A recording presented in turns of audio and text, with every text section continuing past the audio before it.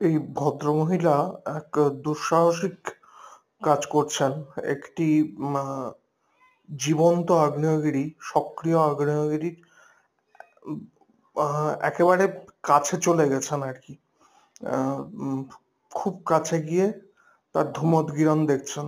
তার আ আগ্নেয়গিরির অগ্ন্যুৎপাত দেখছেন।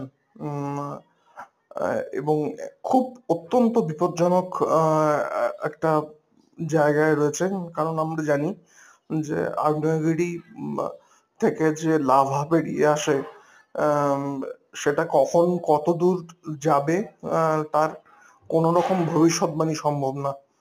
আ যেকোনো সময়ে তার প্রাণ বিপন্ন হতে পারে। অ্যা এটা জেনেই তিনি ওখানে গেছেন এবং দেখছেন আম সক্রিয় আগ্নেয়গিরি থেকে উম আ ধোঁয়া বেরিয়ে আসছে। দারুণ ব্যাপার।